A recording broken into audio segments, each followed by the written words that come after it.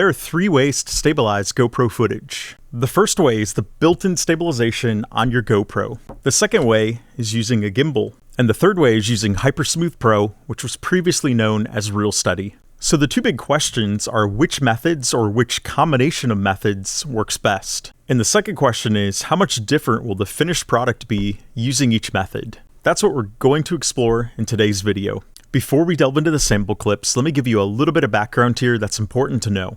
The first thing to know is the cheapest option, of course, is going to be the built-in stabilization on the GoPro. Hypersmooth is a feature included on all GoPros, as long as you own at least the Hero 7 or newer. However, the built-in stabilization on your GoPro does have its limits. For instance, if you want to film in low light, or if you want to use the 180-degree shutter angle with ND filters, you're not going to be able to do that with the built-in stabilization. Using the built-in stabilization on here with too slow of a shutter speed, which is what you're going to get in low lighting, or when using the 180-degree shutter angle, is going to make your footage full of jitter and ghosting, and it's going to be unusable. I won't get into all the details of the why in this video, but I have linked to a video above if you'd like to learn more about what causes the jitter and ghosting and how to prevent it. Second, the gimbal I'm using for today's clips is my favorite budget gimbal for GoPros. This gimbal is the Hoheim iSteady Pro 4, and the reason I love this gimbal as a budget gimbal is you don't have to balance anything on it. It's got one way for the GoPro to connect. You connect it in, you latch it in place,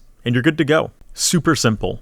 The third thing to know is Hypersmooth Pro, which used to be called ReelSteady, is now included with the GoPro Premium Plus subscription and can be used in the GoPro Player app on a Mac or a PC computer. The GoPro Premium Plus subscription does cost $99 a year. But the subscription does include many other benefits as well, including $100 off a new GoPro each year. So if you're like me and you buy a new GoPro each year, that subscription pays for itself with that benefit alone. But in order to have access to the Hypersmooth Pro, you do have to have the GoPro Premium Plus subscription.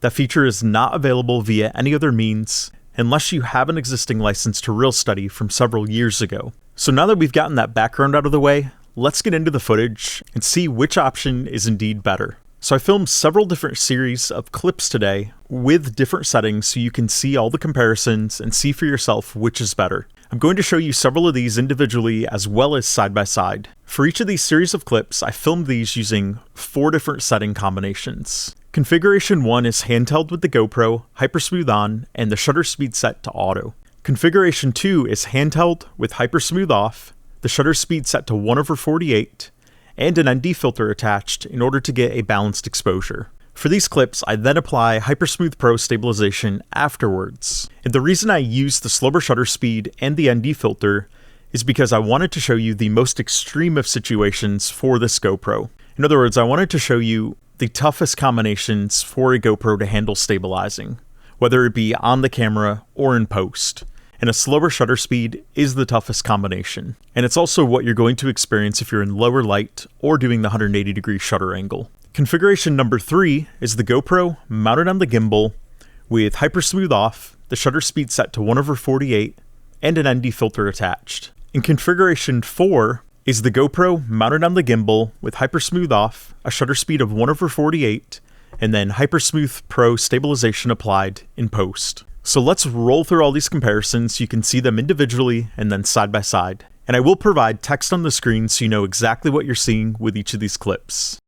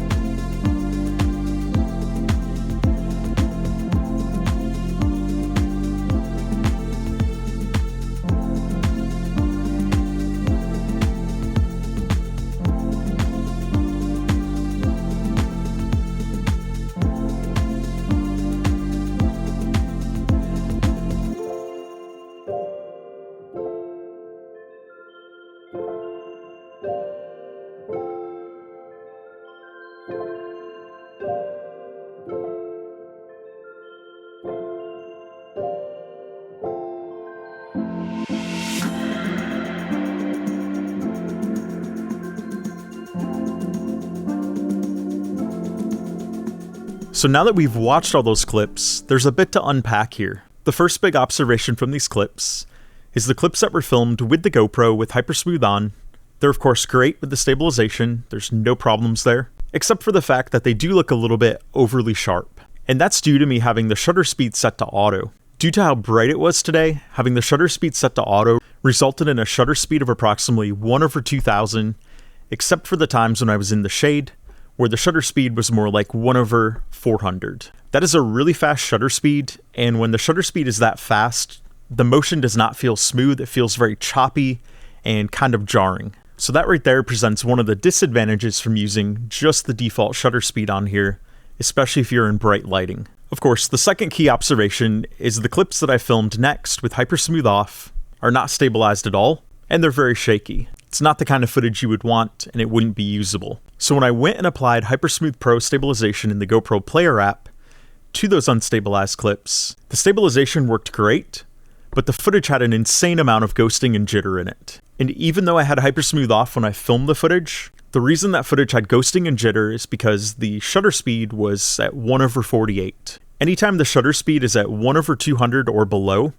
there is going to be at least some ghosting and jitter in that footage, even if you film it with Hypersmooth Off and apply the Hypersmooth Pro later on. And in order to demonstrate the difference that the shutter speed makes, I also filmed a series of clips with the shutter speed set to 1/200 or faster with Hypersmooth Off and Hypersmooth Pro applied in the GoPro Player app. As you can see, as long as the shutter speed is fast enough, Hypersmooth will work fine, whether it's on the camera or when applying it via Hypersmooth Pro later on in the GoPro Player app.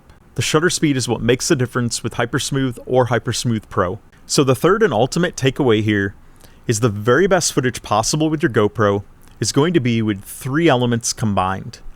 The first is going to be Hypersmooth Off on your GoPro mounted on a gimbal, and then applying the Hypersmooth Pro stabilization later on in the GoPro Player app. This is the ultimate combination for buttery smooth footage, but it does of course come at a cost. But with this combination, you don't have to worry about what your shutter speed is set to. You can go into low lighting and use a shutter speed of 1/48, or you can use ND filters with a 180-degree shutter angle and your shutter speed set at 1/48, and you're still going to be fine later on when you apply the Hypersmooth Pro. There's not going to be any jitter or ghosting. Speaking of low lighting, here are a few scenes I filmed with Hypersmooth Off, the GoPro on the gimbal, and the shutter speed set to 1/48, with Hypersmooth Pro applied later on, just so that you can see a couple instances of what this looks like in low lighting. As you can see, Hypersmooth Pro handles this footage really well, even when there's not those sharp crisp frames to work with, and that's because even though I had Hypersmooth Off, having it on the gimbal prevented those micro shakes that caused the ghosting and jitter later on.